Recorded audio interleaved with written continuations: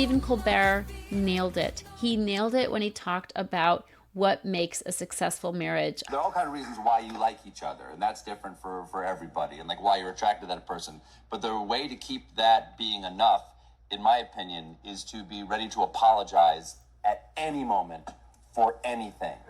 Because I'm serious here, because like unrealized or unexpressed resentments can get in the way of actually loving each other. But just apologize the minute the other person's mad at you, because it's not a contest. You're not going to lose for apologizing. There's no scorecard. You just apologize, and then you'll probably find out what the real thing is about.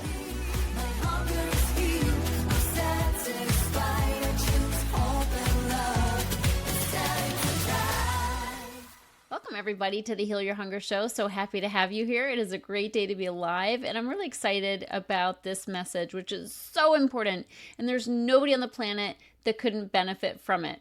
It just so happens that it's made for you as an emotional eater, as somebody who struggles with food and weight. So welcome to the show, and let's get into it. So recently, I had an experience that was kind of embarrassing. So I was leading my team call, and as you may know, if you listen to many of my shows, I'm in the middle of a remodel. Actually, I'm on the very tail end of it. Oh my gosh, a week and a half left. It can't come soon enough. So anyway, I'm remodeling, and I'm in my back bedroom because they're hammering away and making noise, and I'm leading my call. I've got 5 or so team members on this call. We're on Zoom, all right? It's the world of Zoom. And all of a sudden, I get a phone call from a guy who is delivering a toilet. Okay, he's delivering my toilet, and he won't bring it in the garage. He won't bring it to my house inside. He needs to leave it on the curb. And I asked him, can you at least bring it into the garage? Like, not leave it on the curb, at least bring it into the garage. And he's like, okay, but I need to go down and have the garage gate opened for him. I live in a condo. So in order to do that, I got to pull some shenanigans to go downstairs and get this open. But I'm in the middle of my Zoom call. So this is where shame can show up. As a former addict, there's some vestiges of shame, and I find that this kind of behavior I'm about to tell you about comes from shame, because I've done this my whole life. Somehow, I don't feel worthy of just saying, hey guys, can you hold on a minute? Let me take care of something and I'll get back to you. No, I take my video off, I take my audio off, and somebody's in the middle of talking, and I try to arrange this without going downstairs so that he can be let in. But I'm doing this during a group call. Now, if you've run a lot of teams, you know this is a really stupid thing to do. But I am kind of new to leading my team calls. I have taken this over from my former operations person. And so I'm like, what do I do? What do I do? So I try to do it simultaneously. I multitask, which is not a good idea.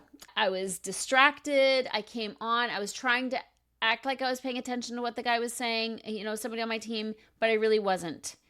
And so it was awkward. It was rude of me. I was distracted. And later, my new operations person said, Tricia, you okay? Like, you seem like you're a little off today, which is a very polite way of saying WTF.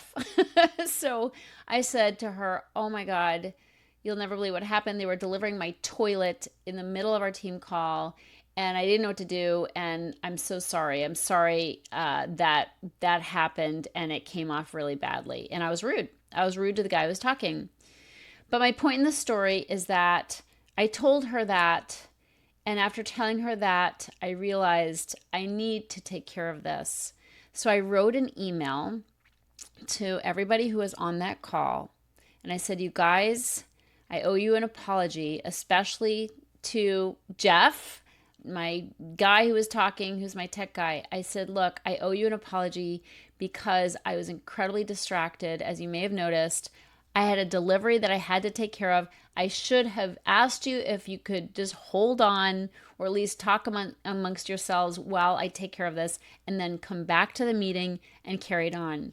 But instead, I multitasked. I tried to multitask, and it didn't work well. So I bring this all up because I have certainly learned my lesson. No more multitasking when there's an important call going on that I need to be paying attention for. It's just downright rude. But also, and I have learned that lesson. I'm much better. I had a call today with my team and I said, you guys, hold on a second. I have to take care of something. It was a worker who was asking me a question. I answered his question, came back to the call. But the bigger lesson for me here is that when I make a mistake, I need to apologize. And this is something I learned years ago, and it's something I practice to this day, like I did when I emailed my team. I said, I was wrong. I'm sorry. And I will do it differently next time, which I already have. I don't want to carry guilt. If you've listened to any of my shows, you know about the PEP formula. And PEP is 3 different primary emotions that drive emotional eating. And one of those is for punishment.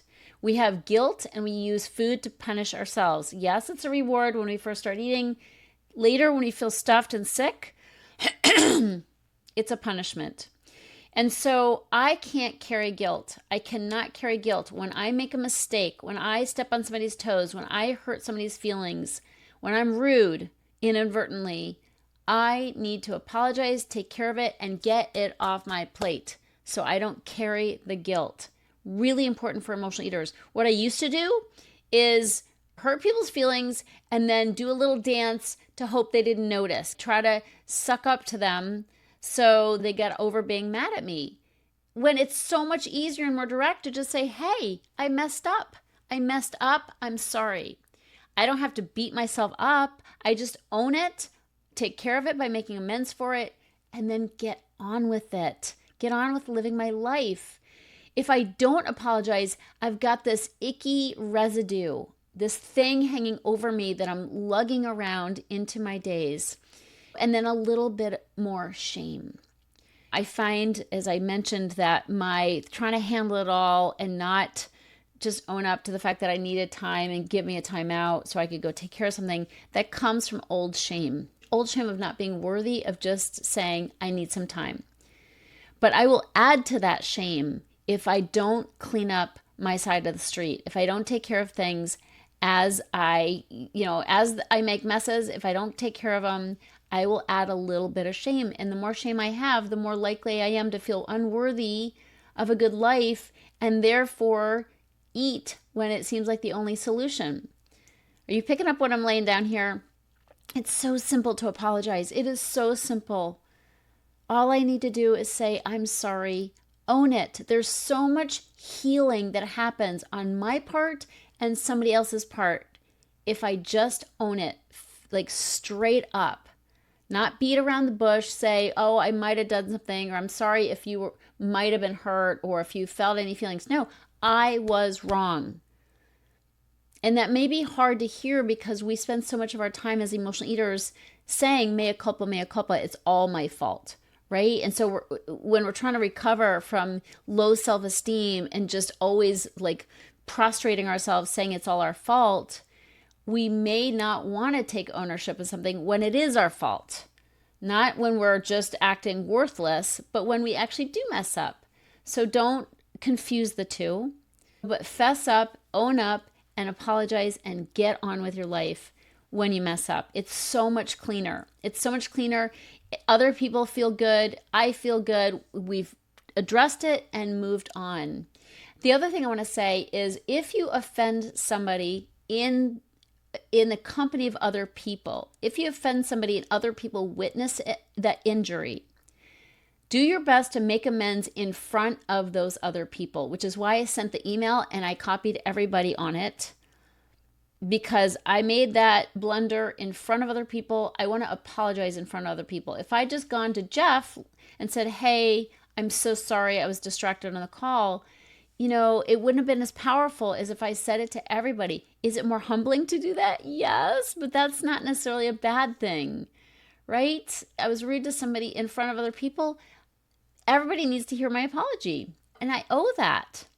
I owe that because the other person was offended by me in front of other people. So they get to have the experience of me of making amends in front of other people as well. This is what I learned early on from my mentor, Roy. It has served me very well. It allows me to clean up things that feel yucky to me so I can live in freedom. And the freer I feel, the less I need to run for cover in food. So important. My problem is not food.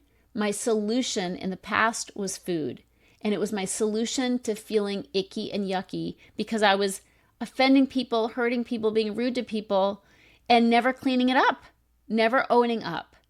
And so there's something so powerful about a clean apology. Imagine if Bill Clinton, instead of saying, I did not have sexual relations with that woman, if he hadn't lied and said, oh no, I didn't do anything with Monica Lewinsky, if he just said, I did, and it was a grave mistake. I regret harming my wife. I regret harming Monica Lewinsky, and I regret harming the country with my reckless behavior. Imagine if he just said that instead of like lying through his teeth. And we all knew he was lying. And so we all had an icky feeling, and we lost respect for him. I say we, but I'm just saying, as a country, it was pretty obvious he was lying, and it would have been so much easier and less expensive to the taxpayers if he just cut to the chase and said, I messed up, and I am sorry. Oh my God. The money that would have been saved, the pain that would have been saved on every single person's part.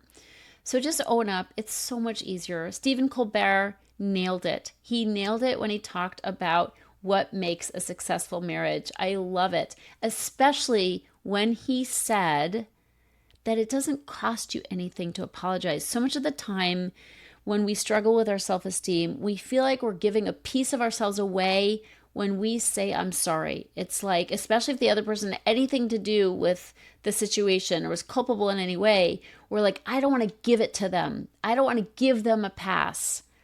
Okay, so it doesn't cost you anything to say, I'm sorry. Obviously, if you didn't do anything wrong, maybe it's taking a little too far to just say you're sorry immediately. But I think what Stephen Colbert said that was so powerful is he said, you're not losing anything. You're not losing anything. If anything, you're gaining. You're gaining in trust.